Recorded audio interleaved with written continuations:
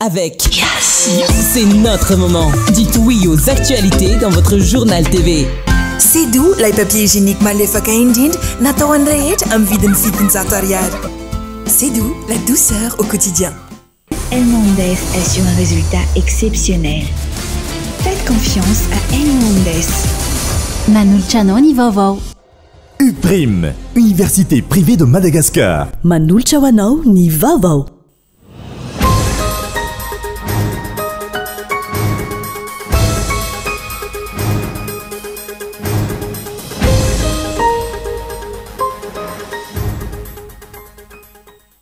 ilaina ny manovana tsy mora aza rehefa hita fa tsy netsy tsy nampandroso ny nataony ny teo aloha fanovany izay efa fantatra fa tsy maintsy misy ireo ijivalana noho ny tombontsoa manokana sy ireo zatra ny lalandririniny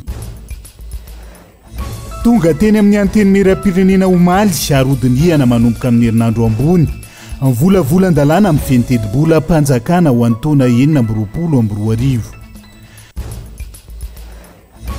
tsy emitra ny FCC amin'ny fanadiadiana hatramin'ny farany sy momba ny rarama amin'ny Ravatomanga araka ny fanambarana nataon'izy ireo androany na eo aza ny fandotona samihafa mahazo ny rafitra ankehitriny. Toeriny fokon'olona ny fangalana tanin'olona tsy ara-dalàna ataon'ny ben'ny tanàna ao Ambohimandroso mitaky ny amotsoran'ny komuna ny tanin'ireo fokon'olona ary mangataka ny fitondrana foibe jery akaiky ny raharaha. Anovelany sy mandidina ny 700 ireo olona namony ainy nanomboka ny alarobia 7 oktobra andro nanaovana ny fifidianana filohan'ny pirenena sy solombavam-bahoaka tao Tanzania ny antsiprian'izay.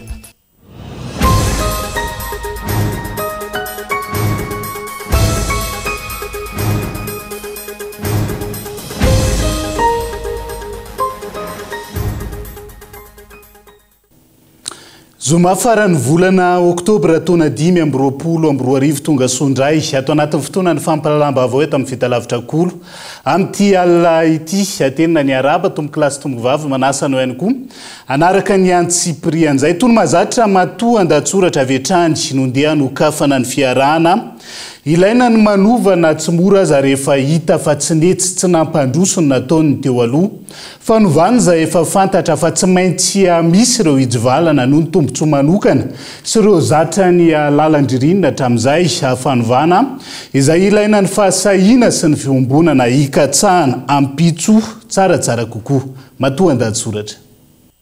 Fanovana, fanavaozana, isan'ireo teny nalaza sy miverimberina nanomboka ny 15 septambra no makaty. Mila fanovana, mitaky fanovana. Fa inona ilay ovaina, inona ilay avaozana, eo ny fanontaniana mipetraka noho ny fahitana fa samy manana ny fanovana kay, samy manana ny fanavaozana eritreretiny na samy vonona ny anova ihany aza. Ny hita aloha, misy ilay fiovana teo amin'ny mpitondra ka lasa filoha teo aloha Ian Rajoelina ary any Dubai no mijery ny zava-misy eto Madagasikara. Tsy eto Tanindrazana Itsay Christian. Anatin'ny olana goavana ilay mpandraraha nanana ny lazany sy nanana ny toerany teto amin'ny firenena. Maro tamin'ireo olona tao anatin'ny fitondrana teo aloha no manana olana ara-pahasalamana ka mitsabo tena ny ampitan-dranomasina. Maro amin'ireo olona tao anatin'ny fitondrana teo aloha izay teto Madagasikara hatramin'izay no tsy retsaika fa lasa ny adilam-bato ihany koa. Fa inona hoy ny mpanara-baovao no antony ny alana teto amin'ity Madagasikara ity nahoana no lasa tsy nanao velomo. Tena metraka ny fanovana ilay mpitondra nandimby miaraka amin'ny reto governemanta. Ametraka ilay fanavaozana ao amin'ny tsaratsara kokoa araka ny fanarahana tena kianja. Dia io mandeha miandalana io fa ny misongadina aloha dia ity firosoana amin'ny fametrahana ny tany-tandalana. Ankoatra ilay fananam-panjakana sy ny fitsirihana eny anivon'ny ministera isan-tokony na moana IST na tsy fahafahana mivoaka ny sistan'ny Madagasikara ny ministry ny fanabeazam-pirenena teo aloha tsy Irina Rakotomanga. Ny raisan'izy mirahavavy mianaka ireto samy laza fa tsy nanao ratsy teto amin'ity firenena ity ka tsy hialeto tsy mieritreritra ny hialeto fa andro vitsy taoriana izay mandeha ny feo fa efa elany efa tsy eto tsony izany Irina Rakotomanga izany. Fa naninona no nandeha indray ho ny mpanara-baovao raha marina ny natao raha nety ny natao. Tany-tandalana izay hatrany isy fanadihadiana va ireto gouvernoura paritra ireto sa hijanona fotsiny amin'ilay fampiatoana azy ny fanjakana.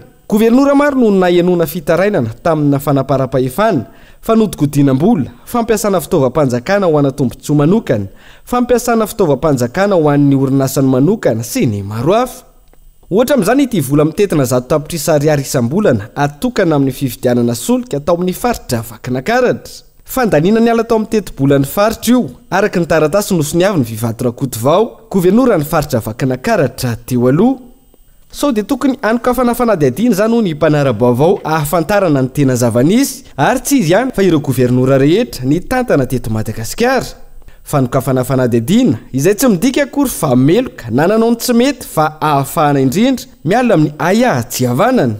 Fa ao anatin'izay fanovana izay hatrany misy koa ireo mandritra ilay fanovana ka manodina izany amin'izay mampetipety azy sy ny antokony. Nanova izy ary niaraka tamin'ny rehetra tokoa nandrodana ilay teo aloha.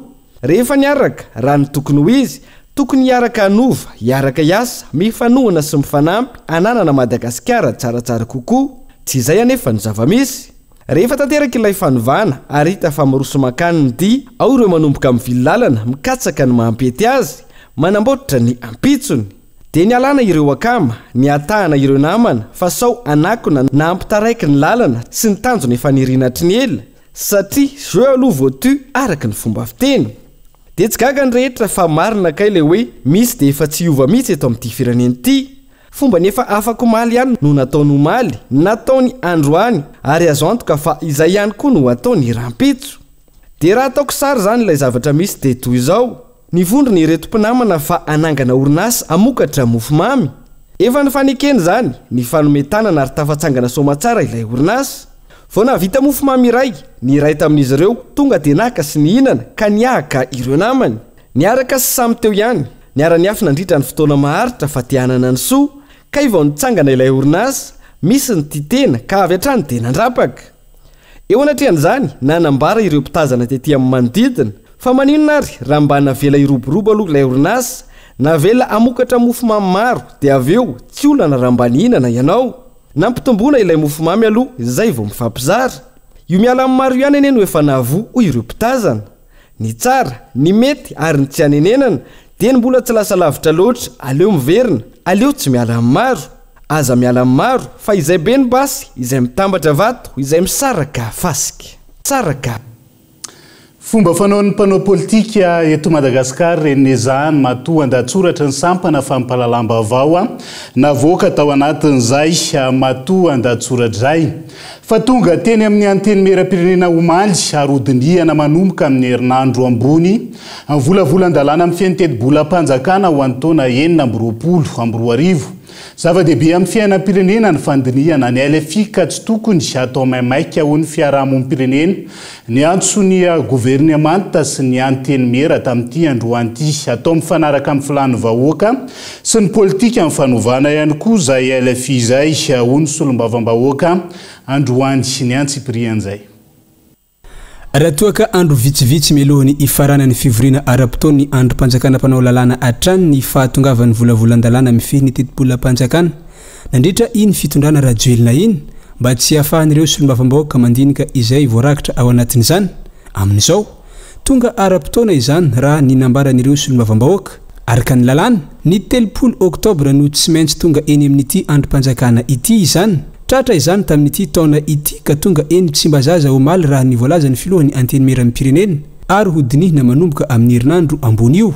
Efa fiovana ray lehibe izany, fiovana manaraka andrasana amin'izao tetibola zao ihany koa ny todihina sy amalina ny etaeta ny vahoaka fa indrindra ireo fitakina nandritra ny tolona nahazoana izao fitondrana izao.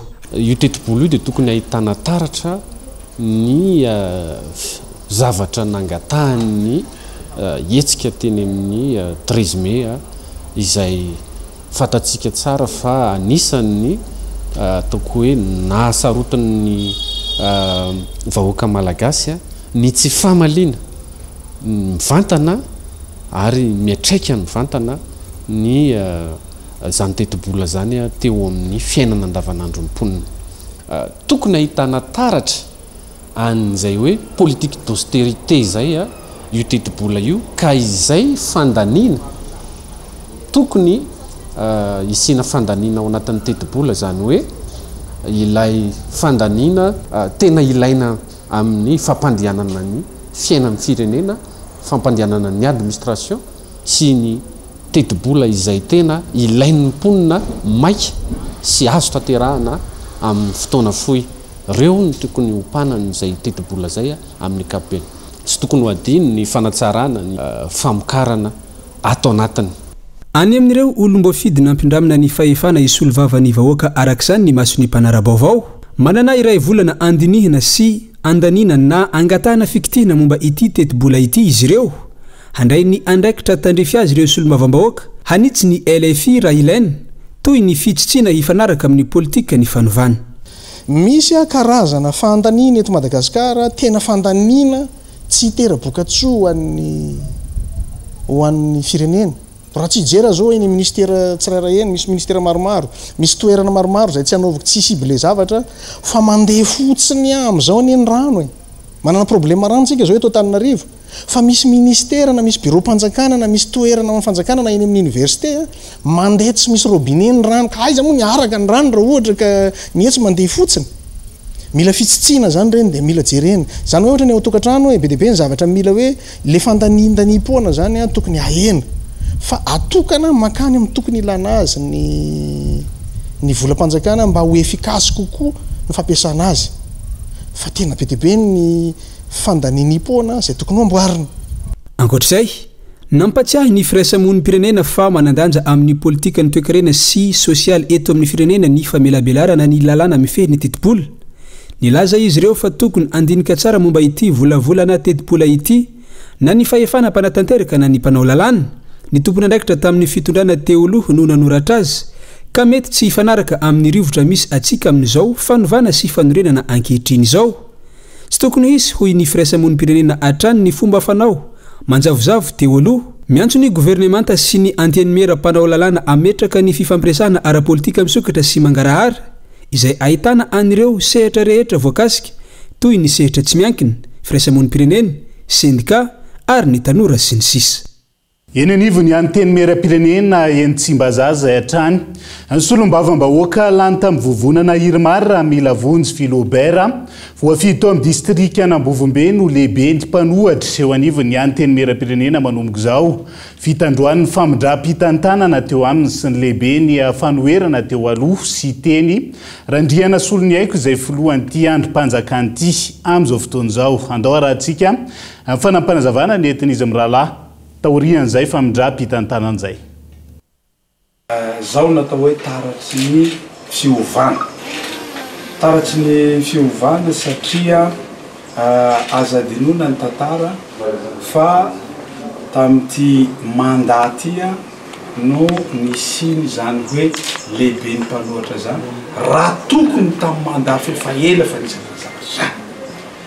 ary ny tenanay no ny santatra lehibe mpanohatra voalohany tamin'ny tantaran'ny Madagasikara. Raha ny marina dia tsy niomana ary tsy nanomana ny ompanohitra ny vondrona Irmara. Nefa noho ny toe-java-misy izay nisy teto amin'ny firenena dia nisy ny fanavaozana sy ny fiovana dia tonga amin'izao famindram-pahefana aminay sy Andriamatoa filohalefitra teo aloha izao. Firarian-tsoa moa no nataon'ny Andriamatoa filohan'ny antenimera-pirenena teo firarian-tsoa amin'ny fanoherana mba hita fahombiazana dia mba hiverenanareo ndray eto amin'ity toeranareo ity izay angamba no amalinay azy. Ireny zany manapirofo fa tsy misy malala ny ampitso nizaniza ihany koa raha mbola miaina zany ao anatin'izay politika avokoa no mahakasika ireny fa tsy emitra ny FCC amin'ny fanadihadiana hatramin'ny farany momba ny raharaha mamy Ravatomanga araka ny fanambarana izay navoakan'izy ireo androany vonona hatrany izy ireo no ny asany amin'ny fanadihadiana amin'ireo raharaha andreketany na eo aza ny fandotona ny rafitra amin'izao fotoana izao. Rina fitiavana no mitatitra ny Antsipirian'izay. Manoloana ny resaka fandotona elo sy ny fanapariana vaovao tsy marina momba ny FCC atsy amin'ny Nosy Morisy entitra izy ireo nanambara fa tsy hanaiky hozongozonina ary tsy emitra hatramin'ny farany amin'ny fanadihadiana momba ny raharaha mamy Ravatomanga. Efa nilaza raha teo ny fanjakana Mauritiana fa tsy hisy hoafabelana iza na iza tafiditra amin'ny raharaha io na eo zany fikasana nodikodina sy hanaratsy ny asan'ny FCC. Voninahitra izy ireo anoho ny asany anaty fanajana ny lalàna amin'izay fanadihadiana iandreketany momba ny elo kabevava. isan'izany ady amin'ny famotsim-boly fanodikodiana mbola mpanjakana fanondranana rem-pirenena trafika sy ny maro hafa misy fiatraikany lehibe eo amin'ny nosy Maurice eo amin'ny sery iraisam-pirenena ny raharaha Ravatomanga ka tsy maintsy ho fongary ny FCC hatry amin'ny farany izany ary ity fanambarany diatrany profon'izany ho izy ireo na ny lehibe ny FCC izay voatontonona tao anatin'ny raharaha Ravatomanga io azy efa nosamborona ihany koa tsy aivina naverina nahiditra ponja indray na Serbeki izay voapanga ho presque komakoma amin'ny mamy Ravatomanga amin'ny raharaha famotsim-boly Avakomaly andaniny nametraka fitoriana teo anivon'ny fitsarana tampony ao Maurice sy mamy Ravatomanga tamin'ny alalan'ny mpisolo vava anafoana ny didy fanagiazana ny fananany miazakazaka misy fivoarana isan'ora ny fanadadiana momba ny mamy Ravatomanga tsy amin'ny nosy Maurice raha mbola andrasana izay vepetra ho rasin'ny fitondram-panjakana malagasy sy ireo rafi-pitsarana isan'ambaratonga ny voakasika ity raharaha ity iverina vetivety ato andrenivohitra sika ao anatin'ity vaovao manaraka ity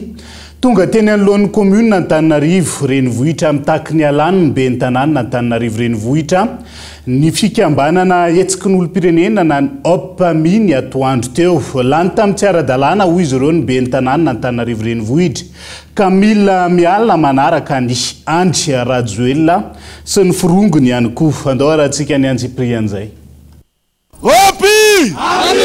Opi!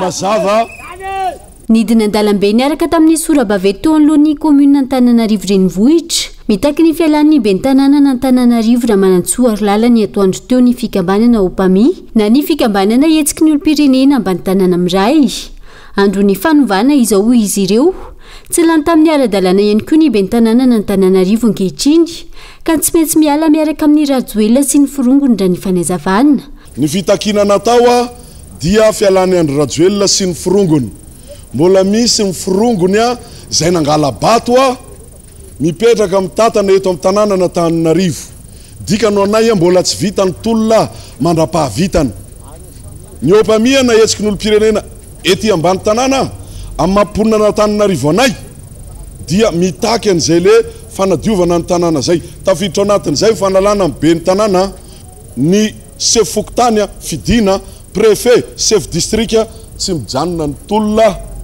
raha tsy madio ny tanàna ny raha nalala ny hetsika sy ny tolona anisy teto tolona makany amin'ny fanovana sy ny fanarinana fotony iverinay fa andraikitra lehibe indrindra ety ambany tanàna izay natao fitaovana foana hatramin'izay entina hangalana vato ary ampiadina anay samy eny ambany tanàna le izy androany zay tonga eto anala ny ben'ny tanàna iarolala idina mborompanjakana nefa mborompanjakana any vahoaka matsiaro manana zany ato amin'ny toeram-piasana mihitsy zay zao lapampanjakana eto lapatanàna ty any vahoaka Antananarivo izy ny OPAMI manerina ny district anakenina 192 fokotany ny OPAMI dika zany manana zo izahay iresaka aminy efa nisy commissaire de police narefa anay tao hoe apita resaka aminazy teo misy milazay tsy ao zondreny milazay apitainako tseky hoe izy ny tompony araikitra mahefa eo tsy aly eto zay raha tsy misy valikafatra aorina mifampiresahana tsy maintsy misy andraisana andraikitra satria be marenina rangasy sady koa tsy manjaraha indrindrindra le raha matoa dia manao kototo tsy tao antoerana nandritry ny fidinana nataon'ny fikambanana OPAMI ny ben'ny tanàna Antananarivo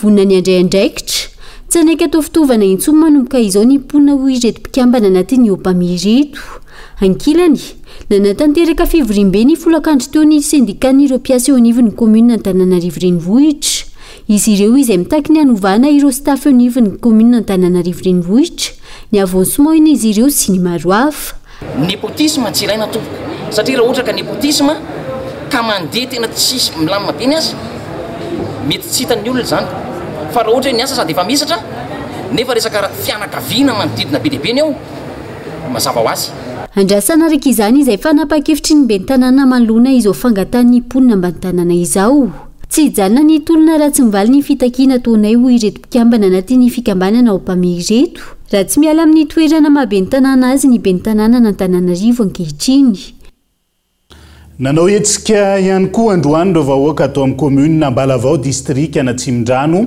mitaky ny alan'ny ben'ny tanàna amin'ny toerany manjaka ny kolikoly amin'ny fitantanana ny commune indrindra ny fanomezana tany ho an'ny vahiny raha ny fanazavana ka anton'izay fangatan'izay honina zay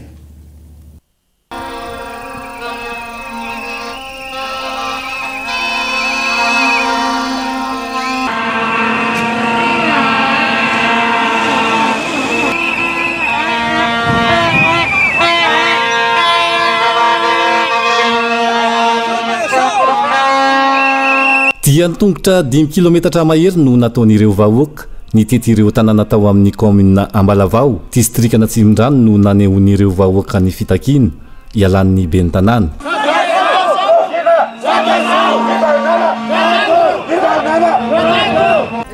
Izahay zany avy eo amin'ny fokontany Ambohimamory dia manao fitarainana sy mangataka mihitsy ny amerenana ny taninay tany mpanjakana izy io ary maro ny tantsaha zany izay manana dossier any amin'ny domaine manana FN ary ihany koa ao koa ireo izay nanatsara zany amin'ny tany io kanefa dia manana olana izahay fa andray matoa be ny tanàna monsieur Njatonirina Razafy Mahefa dia nampiantso anay tamin'ny taona 2016 fa hoe hoalain'ny fanjakana hono ny taniny fanaovana vitrine de Madagascar. Ny zava-nisy anefa rehefa tonga izahay zany teny amin'ny commune Ambalavao namonjy an'izay fivoriny izay dia no présenteny aminay zany ireo olona fa milaza fa solotena mpanjakana. Ary rehefa nopotsipotserinay ny marina satria nisy fotoana nanaovanay fivorina dia nanaiky sy niaiky iry zareo fa olona tsotra tahaka anay ihany. Izany hoe ireo olona ireo zany ny tena marina dia mpijirika tany mpanjakana ary miara-miasa amin'ny ben'ny tanàna Ambalavao. Fa raha ny sekoly mpanjakana eto amin'ity commune Ambalavao ity tompoko dia mbola misy mianatra eo ambony tsy ny mpianatra zavatra ohatran'izany zany zavatra sinakay mampalahelo hoe tokony tsy mba afaka jerevany ben'ny tanàna ve ny zavatra ohatran'izany ary dia izay mba isan'ny taraina. Ny azony commune ireo vahoaka taorian'ny diabe raikitra ny fifandonana teo amin'izy ireo sy ireo milaza famanoana ny ben'ny tanàna.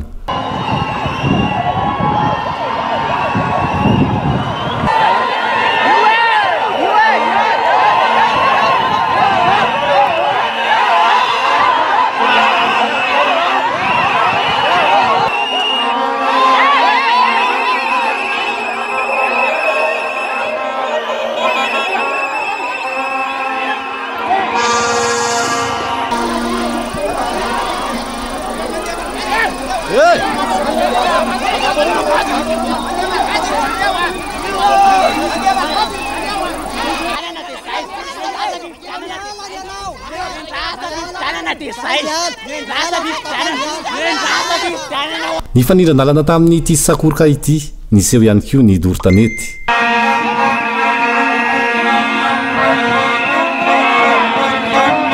Manoloana ity fitakin'ny vahoaka ny ialany amin'ny toerana noho ny fitantanana tsy mazava sy ny fanomezana tany ho an'ny teratany vahiny noho ny tombontso manokana. Nanambara ny ben'ny tanàna fa tsy tompon'androka amin'ireo tany lasany vahiny ny tenany. Mahakasika ny fitakin'ny vahoaka indray dia nantena raha nisan'ny mba menatra ihany amin'ny fanenjehana be faritany loatra amin'ny hoe famarotana tany mpanjakana, famarotana tany ho an'ny vahiny. Tsara ny manamarika fa misy sinoa anankitelo manana tany atao anatin'ny commune Ambalavao. Ny mahatsara anazy dia mbola velona daholo ny olona mivarotra ny tany io ho an'le sinoa. Rehefa voavidin'le sinoa le tany dia forcena na terena hoe tany mpanjakana io amidy monsieur le maire amin'ny sinoa. Reo sinoa anankitelo ireo tsara ny manamarika fa goavana dia goavana ny velaran-tany. Misy manana eo amin'ny velaran-tany 7 hektara, misy manana eo amin'ny 4 hektara ary misy manana eo amin'ny 7 hektara. Nanambara ny hanohy hetsika ireo mponina mitaky ny fialan'ny ben'ny tanàna ary tsy hijanona izany raha tsy tratra ny tanjony.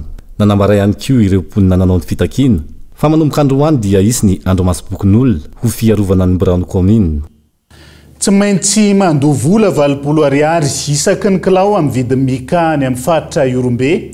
Ireo mpitrandraka romenany ampikambana anatin'ny voamerany Arena Kibony tany eo amin'ny anteny mera-pirenena. Solombavam-bahoaka iray ivelan'ny faritra any amin'ny distrika ny Fanadina. Raha nambaran'ireo mponina any an-toerana amin'izao fotoana izao, trangana kolokolo sy fanaparam-pahefana hoy izy ireo ka nairana ny tompon'andraikitra isa nambaratonga ny mikasika izay Entsora Soarmalala. Veltaraina ary mitaky ny tsengalana 20 ariary isakilao amin'ny vidiny mika ny mpisehatra amin'ny fitrandrahana io Arena Kibony tany io any amin'ny faritra Iorombe ao amin'ny toerana iray atao hoe Sakasoa. ireo solombavam-bahoaka ao Iorombe izay mpikambana anaty voamerany ary enankibony tany ao amin'ny anteny meram-pirenena miampy solombavam-bahoaka iray ivelan'ny faritra avy any amin'ny distrika ny Fanadina no tsy maintsy andohavana ny fitambarany vola azo amin'ny 20 ariary io izay tombontsoa n'olombitsy raha ny fanazavana. Marina fa io 20 alaina aminay io tompoko dia sy ho anay rery fa ho an'ny vahoaka mitrandraka an'io mika io. Io vahoaka mitrandraka ny mika io anefa dia efa vahoaka ho amin'anagnalina ny velona amin'io mika io.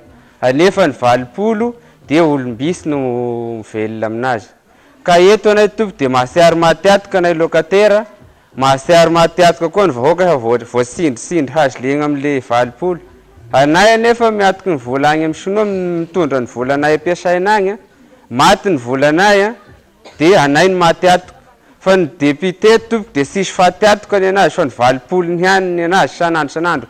Ka mizaly tompo fa ny bénéfice miditsy sy aminay fa miditsy sy amin'ny député dia sisy tombombary ny anay vahoaka miasa an'io mika io. Efa tonga hatramin'ny fandroana ny vahoaka sy ny mpandrara io resaka mika io amin'izao fotoana izao raha ny fanazavana. Efa nanantona ny BSMM izy ireo ary niaona tamin'ny manam-pahefana amin'ny faritra fa tsy mbola nisy akony hatreto. Apetraka nay aminareo mpitondra fanjakana indrindra fa ianareo ao amin'ny Bianco ny ao amin'ny Ampaka mba hijery akaiky an'izao zavatra ty misy amin'ny faritra Iorombe ety. Ianareo mpiandraikitra ny kolikoly avolenta hazo lava aminareo agny todionareo faritry ny Iorombe ato fa misy manao herisetra apetraky nay apanetretena apanajana aminareo olo ambony zao fa vonjenareo hay ty fa mizaly. Nanao fidinana an-dalambe nitondra sora-bavety tao taptananiny Osy reto mpitrandraka sy ireo mpandraraha nanao fitakina sy ampitsahatra io fanapara-pahefana sy kolikoly io andrasana ny toy aniraraha. Melohany hidirantsika ao anatiny dokam-barotra fohy mikasany tsy lalàna momba ny serasera, ministera ny serasera sy ny kolotsaina manoloana ny aya amin'ny lafinjavatra sasany heverina fa maneritery ny asa fanaovan-gazety araka ny fanambarana ny voaka-androany. Lara-pamena ny fanitsina ny andininy voafaritra ao anatin'io lalàna io ahafahana mametraka ny fahalalàna maneho hevitra sy ny asa fanaovan-gazety eto Madagasikara. Miantso mpisehatra amin'ny hainy vakijery sy ireo rafitra voakasika araka izany ny ministera andefa sosikevitra ka manomboka ny zoma 7 novambra ho avy izao ny fandraisan'izany. Isan'ny fotoana andoka arakarain'ny ministera orian'izay andinihana ny fandrafetana ny fanitsino lalàna amin'ny fenserasera amin'ny fampalalamba-bao io hoatrany ny fanazavana dia izay ihany koa no entintsika misenjejoety ao anaty doka fohy aza misaraka aminay.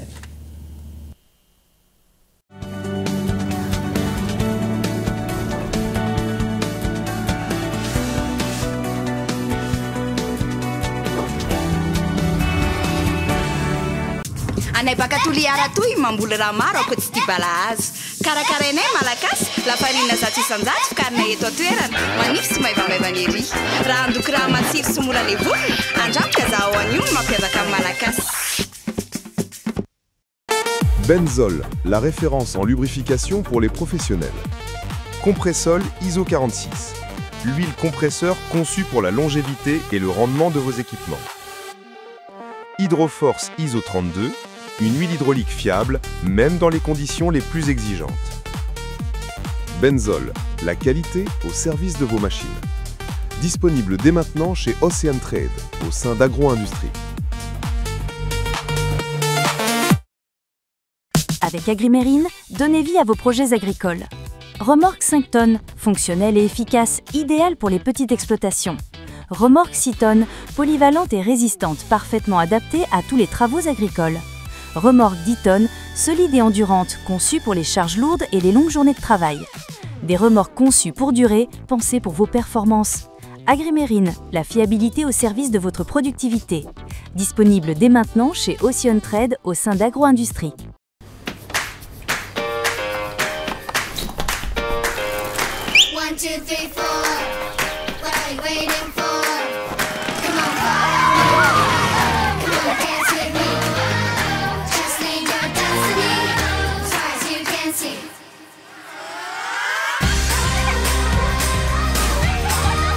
Du bon lait, une crème onctueuse. La vie, Ça se dévore comme un kiri. Kiri, kiri, kiri!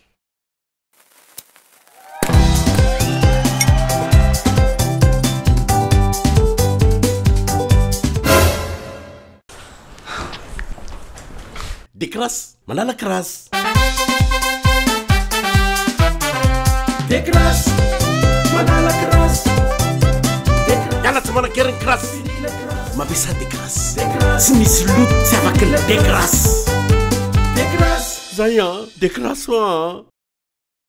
Bacheliers, étudiants ou salariés, prenez votre avenir en main avec ESUN, une université moderne offrant des formations en présentiel et en ligne, de la licence au master, habilité par le MISUPRES et diplôme reconnu par la FOB. Choisissez parmi nos 6 mentions, statistiques, informatique, gestion économique, communication et droit privé. Obtenez votre licence seulement en 2 ans, connexion Wi-Fi à haut débit et salle de laboratoire pour vos pratiques. Adresse, Indavamambre, infoline 034 33 925 69. Visitez notre plateforme www.esum.academy. Facebook, ESUM Académie officielle. Inscription ouverte. Préparez votre avenir avec des professionnels. ESUM, le défi de la réussite. Salame, anaovy papier hygiénique am'ilay tsara nefa mba azo azo mividiny azafady. Misy am'ilay mety aminao mihitsy ato. Ilay papier hygiénique vaovao sedo malefaka tsara kalitao. Nefa 700 ariary fotsiny ny vidiny. Tsara kosa zany a. Nenyo, lany papier. Tiens! Ampiasa ny papier hygiénique vaovao Sedo, double épaisseur, manadio coco. Mitroka tsara ary malefaka be nefa 700 ariary fotsiny. Sedo, lay papier hygiénique malefaka indrindra natao an'ny rehetra amin'ny vidiny 700 ariary. Hitanao any mivarotra mahazatra anao. Sedo, la douceur au quotidien. Week-end cadeau, fais-nous tic-tic en week-end. Mirek am telpolo octobre ka chamru novembre. Mividiana First Premium, missions 10 000 alliages, SMS ZAT 350 mégas, Dema cadeau bonus Moura plus de 1000, missions 2000 alliages, SMS Dimapool 100 mégas Vezo. Serge Zay, en vue de 10 000 alliages Fouten. C'est Johnny Diaz 322, étoile 91 Diaz. Narakam no Fonias, Afanam Fandayam Rio Kekeno. UPRIM, Université privée de Madagascar. Vous avez le bac? Bravo! Vous cherchez la meilleure université pour vous accompagner à réaliser votre rêve? Écoutez, UPRIM est là pour vous. Cadre agréable et de normes, salle de classe spacieuse et lumineuse, diverses activités para-universitaires, stages et visites d'entreprise chaque année. Possibilité de bourse d'études à l'étranger, cours de chinois mandarin gratuits, internet illimité et haut débit, diplôme, DTS, licence, Master 1, Master 2, reconnu par la fonction publique. 5 mentions au choix.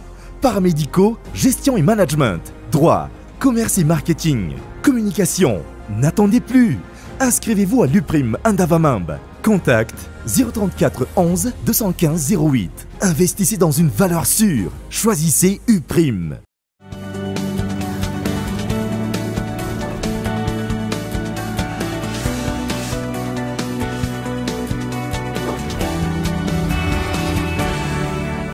Anohizantsika ny tapany faharoa amin'ny fampalalam-baovao tsy nahitana isa miabo araka novoizy minisitra tompon'andraikitra teo aloha ny tontolo ny fandrarana ara-pizahantany tao anatin'ny fotoana farany Europe-sihatra. Maro amin'ireo singa no tsy voafeta amin'ny fampandehanan-draharaha. Andrasana araka izany ny drafim-panarenana entin'izao fitondrano izao izay tokony hiainga amin'ny fanadihadiana avy ny fotony fanadihadiana mikasika izay entin'ny Tsiara Soarivelo. Niteraka fatiantoka maheriny $100 dolara ny takaitra navelany krizy ara-sosialy sy ara-politika nandritry ny 3 volana farany teo. Noveziny ministry ny fizahantany sy ny asa tanana teo aloha fa nahazo mpizahantany manodidina ny 3,4 sy Madagasikara tamin'ity taona ity. Nandahy izany ny Confédération du Tourisme de Madagascar nilaza fa tsy namiratra ny sehatry ny fizahantany ary namoaka fa nandidina ny 2 hetsy ny mpizahantany tonga teto Madagasikara. Izany hoe latsaky ny 500 oharina amin'ny nambarany ministera teo aloha nanamavy zany ihany koa ny mpandraraha ara-pizahantany. Raha ohatra ka ny korotana ara-sosialy sy politika ary ekonomika teto amintsika dia mahita fa tsy mety ny infrastructure routière. Ao ihany koa zany ilay ataontsika hoe anjojay amin'ny mpandraraha eto amintsika zany hoe misy mpandraraha izay natanjaka tianao ampimamba zany ny fandrarana ao anatin'ny fanadiovana ny vola maloto dia nibahana le mpanao ny mpandraraha madinika izay zavatra zay ary tena ataontsika zany nanao kely tsy mba mamindro ny madinika zany rehetrarehetra za mitambatra dia hoy hoe tsy tafavoaka atsika raha ohatra ka nitohizana tamin'iny zotra na iny lalanjotra mpitantanana ny firenena teo amin'ny lafiny fizahantany iny fa dia miiba ary miiba avokoa ny zavatra atao nisy ny kendaroroka teo amin'ny mpandraraha zany tsy ahafahana nandeha nampivoatra ny fahaiza-manao sy ny nametraka an'izay anjara biriky ny fampandrosoana raha ekonomika fizahantany teto amintsika isan'ny fototra iankina ny fampiroboroboana ny toekareny firenena ny tontolo ny fandrarahana ara-pizahantany mila mifototra amin'ny fijerena ny olana ifotony ny fanjakana ankehitriny amin'ny fametrahana drafim-panarenana izany sehatra izany hoetra ny mpisehatra ny politique de relance zany zay andrasan'ny mpandraraha sy andrasan'ny fizahantany eo dia indrindraindrindra mba hijery aty ifotony dia tokony efa miomana sahady tsika ny andininy sy ny antokony eo amin'ny lalàna sy ny code ny tourisme zay ataontsika zany nanome tombondany amin'ny mpandraraha teo aloha le izy fa tsy ny sarambam-be-bahoaka ny eny amin'ny seranana mpiaramanidina ny eny amin'ny fanjifanany solika sy fampiasana ny solika ny any amin'ny famatsiana arabola amin'ireo olona efa somary sahirana tao anatin'ny kendaroroka nandritra ny fitotoana zay iarina satria betsaka ny fahasimbana ao anatin'izy ny fahaiza-manao ihany zany zao mety tsy voakitika satria iny ataontsika zany efa ao anatin'ny tena moa zany le fahaiza-manao fa ny manodidina izay dia mila hodiniana rangatana an'izay mpanapa-kevitra ao zany hijeran'izay eny fotony avokoa mba tsisy ny olana ankoatr'izay miankina betsaka amin'ny kalitaon'ny lalana ny fahatsarany angofo sy ny fahaiza-manao ary ny fahamarinany toerany politika entina narenana ny sehatry ny fandrarahana ara-pizahantany raha ny faneho-kevitra hatrany tsy tokony hanao ankilabao ireo tepika ireo toy ny nataony fitondrana teo aloha ireo mpitondra ankehitriny raha ty hitondra fanovana vaovao ny toe-kareny izay hatrany nampitarainy ireo orinasa tamin'ny fitondrana teo aloha ny fiakarany etra miopapana mivokatra malagasy ho an'ny orinasa star niakatra avy telo eny ny etra nalaina tamin'ny vokatra labera novokarany tato anatiny 5 taona farany miantso sy fampiresahana mpitondra amin'izao fotoan'izao arak'izany ny orinasa ankehitriny tsy aro azoary velotrany nahitana fiakarana 376 ny etra alaina amin'ny labiera nanomboka ny taona 24 hatramin'ny 10 taona ity tafiakatra 57 ariary ny litatra ankehitriny raha toka 76 ariary zany teo aloha tsy ho an'ny orinasa irery ny fantiantoka mipaikatra ny amin'ireo tany-tsampamokatra ny akora fototra raha ny fanazavana mangataka fifamojeniana amin'ny fitondram-panjakana ankehitriny arak'izany ny orinasa star anovana ny politika ny etra ampiarina lasa manana fiatraikany lehibe amin'ny vidin'entana izay tsy maintsy ampiarina eo ny vonitsena izy nefa ny raha malala fa amin'izao fotoana izao indrindra ny fahefamividy mpanjifa fa memena dia ny tondrana fotsiny zany dia hoe ahafahan'ny mpanjifa mbola mitohy manjifa ny vita malagasy ahafahan'ny ekonomia atsika ihany koa mba ho dinamika koa dia izay zany miangatahanay hoe aleo tsy kendaina loatra tsy kendaina be loatra le olo efa mandoa eto Madagasikara fa mba atao hoe mba mifanentana amin'ny rehetrarehetra izay misehatra eto toerana zany fandroavana anazy dia lasa tena hoe izay zany hoe mety ampisefondra an'ilay ekonomia satria tsy ho zakany intsony mandoa an'ilay izy fa hafa loatra tsy nihetra miopapana amin'ny labiera ihany nanaovana antsisika ihany koa ireo mpandrarany mikasika ny droit d'accise napetraka tamin'ny rano fisotro madio tsy nahitana vokany hatramin'izay ireo fifampidiniana isan-karazany teo amin'ny mpitondra teo aloha tamin'ny fikaroham-baolana miaraka anatsarana ny toe-karena mifototra amin'ny asa famokarana sy ny fanodinana antenana isy fiovana zany amin'izao hoy ny fanazavana toerin'ny fokon'olona ny fangalana tanin'olona tsy ara-dalàna ataony be ny tanàna ao Ambohimandroso amin'izao fotoan'izao mitaky ny amotsoran'ny komuna ny tanin'ireo fokon'olona ary magataka ny fitondrana fohibe ihany koa hijery akaiky ny raharaha raha iverenana tany manatompony olazainy ny eo anivon'ny komuna fa tany ministera kakasainy ananganana foto-dravitra ankehitriny tojondrina tahiry no mitatra ny antsiprian'izay ny laza sorabavety mitaky ny amerenana ireo tany izay naorin'ny komuna tamin'ny fomba tsy ara-dalàna tao amin'ny komuna Ambohimandroso distrika na tany fotsy tsy eken'ireo fokon'olona ny fanararota-pahefana ataon'ny ben'ny tanàna raha ny fanazavana iray amin'ireo tranga ny teo atapy-tanàna n'Ambohimandroso alain'ny komuna amin'ny arrêté communal ny tanin'ireo olona mbola mandeha any amin'ny fitsarana ny raharaha antony nangalan'ny commune ny tany ny anaovan'ny fiantsonan'ny fiaran'ireo manam-pahefana lehibe rehefa mandalo hoy ny levitry ny ben'ny tanàna. Efa misy foana moa zareo mivezivezy teo aminay foana milaza fa androdana an'le tany, androdana an'le trano sy ny zavatra zay misy rehetrarehetra eo amboniny eo, zay zavatra mandika lalàna satria arrêté communal no entin'ny zareo androdanana ny zavatra zay voalaza lalàna fa tsy azo kitihana rehefa mbola miady. Izy moa dia miara-miasa amin'ny ministèren'ny agriculture zay rangamintonina fa tompon'ny tany nefa rehefa nojerena tompoko ny juridika ny tany, rehefa nojerena ny plan tany tany amin'ny domaine dia tsisy an'ny agriculture na ankely ary fa izy sy monsieur le maire no miray pietsapetsa maka an'le izy sy mikarakara izy zay noho ny tsy antonay zay tsy fantatra loatra hoe inona ny antony ambadika. Nanantona ny commune ireo tompon'ny tany voakasika fa tsy tao an-toerana ny ben'ny tanàna. Rehefa nanontaniana ny antota taratasy ananany momba ireo tany ny commune, nilaza ny lefitry ny ben'ny tanàna fa any amin'ny ben'ny tanàna ny misy ireo antota taratasy. Tranga izay nanaitra ireo mponina ny amin'ny hoe fa nanan'olon-tokana ve ny taratasin'ny commune ka entin'ny ben'ny tanàna manaraka azy. Tokony anaraka ny ambaratonga maro araka ny voafaritry ny lalàna vao afaka maka tanin'olona, tsy izay nefa ny zava-misy ho hiatrany ireo mponina. Ankoatra izay, tranga iray amin'ireo maro ihany koa, misy ny tany efa misy fotodrafitrasa amboariny eo amboniny saingy norofiny ny commune. Manana boky io tany io dia ara-dalàna mihitsy ary ato ny mutation successive zay misy ny anarako fa tsy tompony voalohany kory ny tenako ka irairaina hoe mpangalatra tany mpanjakana manao itsin-dalana ny commune, zavatra rehetra mahafinaritra olo-tokana no atao eto, zavatra tsy ara-dalàna mihitsy zany hoe ary tsy mahavita expropriation zany ny conseil communal. Zareo moa na asa na andrava naka matériaux de construction tao ny tôle sisiny tao ny brique ny vato tsy fantatra zay nanaovany zareo azy za indray no saziny hoe alaivony anareo alaivo ary ka zay tsy naka moa zany. Tsy afa-po amin'ny valitenin'ny commune ireo tompo-tany ary mitaky ny amotsoran'ny commune ny taniny. Fangalana tany tsy ara-drariny no ataon'ny mpitantana ny tanàna ao Ambomandroso hoy ny fokon'olona ka anairan'izy ireo ny ambaratonga pahefana hanokatra fanady adiana momba ity raha ity. Antoa masina vetivety tapakatry ny omala no famatsin-drano ny Jirama, vokatry ny fihotsahany to-drano ny ranomainty ao Farafaty. Mifanometanana amin'ny hafanarenana ny fahasambany ireo mpiara-miombonantoka amin'ny fanjakana amin'izao fotoana izao ka iverina tsy kelikely atao anatin'ny 420 ora ny fiverenan'ny rano any an-tokantrano ny mpanjifa Erinô Razafimanana. Kolotoa masana no mitatitra ny Antsiprian'izay. Omaly tokony tamin'ny 4 ora tolakandro no niotsaka ny toadrano ny ranomainty eto Farafaty ity.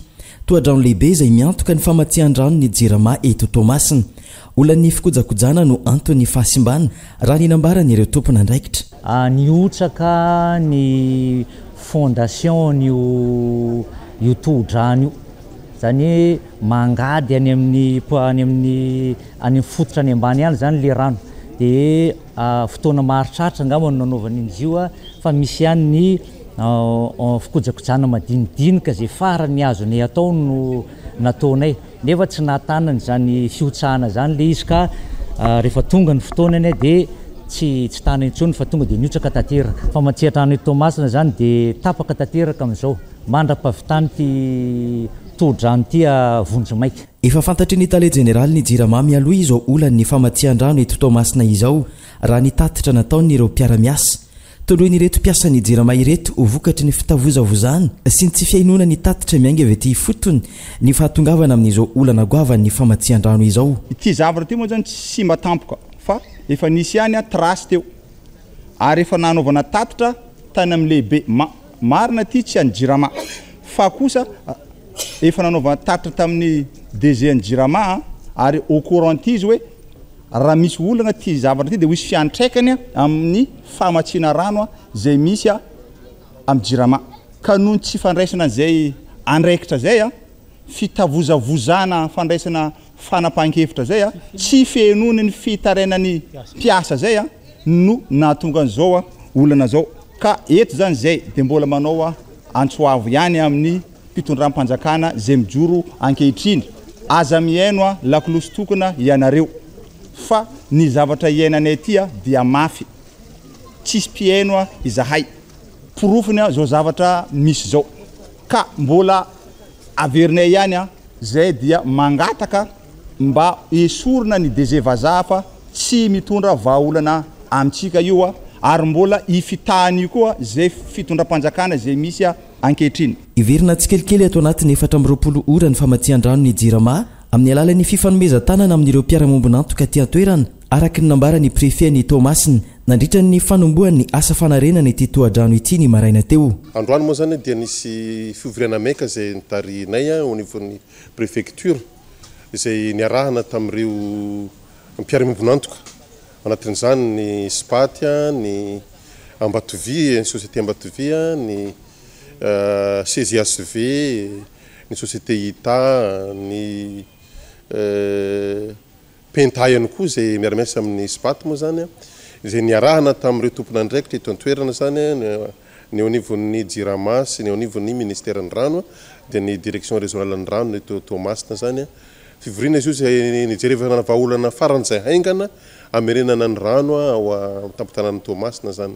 Anisany andre anjara feno, andre anjara mavitrika izy ireo zany amin'ny famerenana faran'izay malaky an'io barazy zay simba io zany ka ho isy structure gabion moa zany no apetraka eo ary zay nitapaka ary ny Ambatovia moa andre ny matériaux rehetrarehetra zany mahakasika an'izay miaraka amin'ireo mpiara-mombonantoka voalazako. Iverina zany fa satria fa hanomboka androany zao mihitsy hanomboka le asa fanarenana an'io barazy io zany dia iverina angambany fa afaka ora vitsivitsy ratsiratsika fa androany amin'ny afaka 720 ora ohatran'izany dia tokony fanomboka iverina tsikelikely zany ny rano eto Thomasina satria goavana ihany koa zany ny fahasimbanana tagnatin'ilay izy. Efa atry ny maraina no efa feno filaharambe avokoa ireo toerana fanjifandrano manerana ny boriboritany rehetra eto Thomasina vokatry ny fatapahany rano.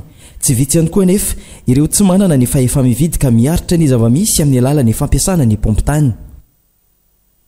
Efa miverina misokatra amin'izao fotoana ny Cinepax etsy Ambodivona, ny Cinepax izay tsy ahivana fa isan'ireo niara ny fandrobana ny aliny 20 septambra fotoana nisy iny ny ejim-bahoaka teto amin'ny firenena. Andao arahantsika ny antsiprian'izay. Tu as raison, ce n'est pas ma lame qui est mortelle, c'est le poison. Raha toka ny katona nanomboka ny aliny 20 septambra lasa teo noho ny fandrobana, efa niverina ny sokatra nanomboka ny alarobia lasa teo ny salle miisa 2 ao anatin'ny Cinepax ao amin'ny tanà Waterfront Ambodivona. Ny Cinepax ao anatin'izao fiverenana ny fisokafana izao izay tsy nanova ny tolotra omendra ny fanazavana. Tamin'ny alarobia teo izahay niverina nisokatra fa tsy ny Cinepax iray manontolo no nisokatra fa raha anankefatra ny salle atao aminay dia anankiroa ihany aloha no afaka nisokafana. Roa ihany zany no hoe tafaverina amin'ny laoniny, ny anankiroa hafa mbola eo andalam-panamboarana azy izahay. Raha resaka tolotra indray dia niezaka izahay hoe tazomina ny vidim-pidirana tsy nasiana fanovana mihitsiny. Ankilany, mbola maro kosa ankilany ireo magazay tsy mbola misokatra eny an-toerana fa mbola ao anatin'ny fanarenana tsikelikely amin'izao fotoana tao aorian'ny renitranga fandrobana nisy eo ny aliny 20 septambra lasa teo ireny. Lafomba vao hafa mitaky amin'ny fanjakana ny ametrahana lamma mazava, ametrahana ny olona manana fahasembanana olom-pirenena feno ary mitovy amin'ny rehetra ao anaty rafitra sy lalam-pandrenina vaovao ny MRMS na ny réseau malagasy du handicap. Tafiditra anatin'izany ny ankatoavana ny tenin'ny tanana malagasy ho teny nasionaly sy ny maro hafa. Andao arahantsika ny fanamparazavana nentin'izy ireo tamin'ity androan'ity.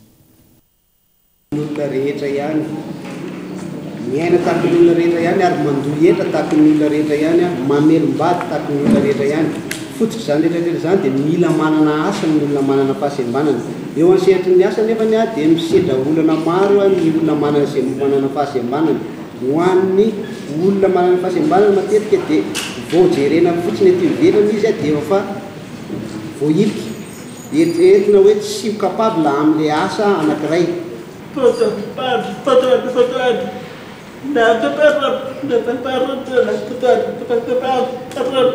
Izahay mba mihotra amin'ny fiainana mitondra fiara, mitondra moto rehefa misy ny accident dia maty fotsiny amin'izao satria tsy omena permis, tsy omena fahazahoan-dalana.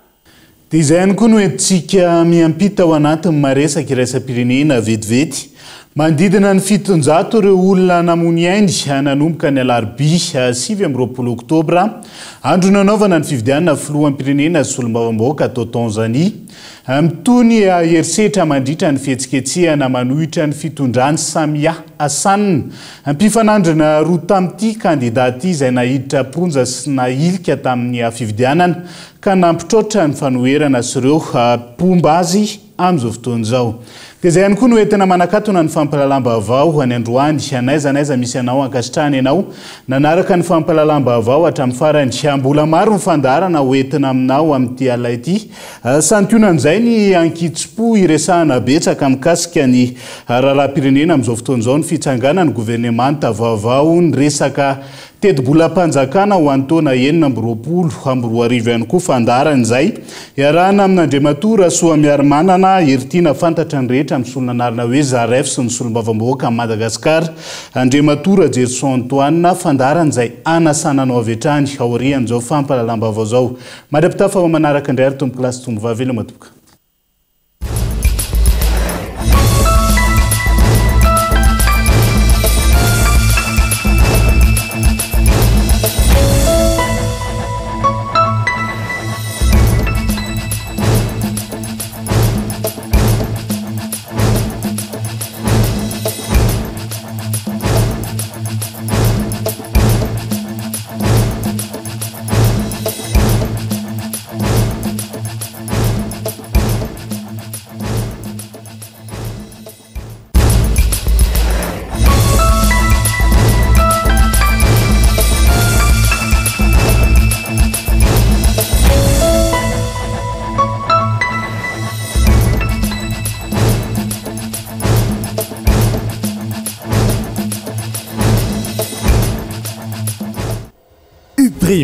Université privée de Madagascar. Nanolotra ho anao teo ny vaovao.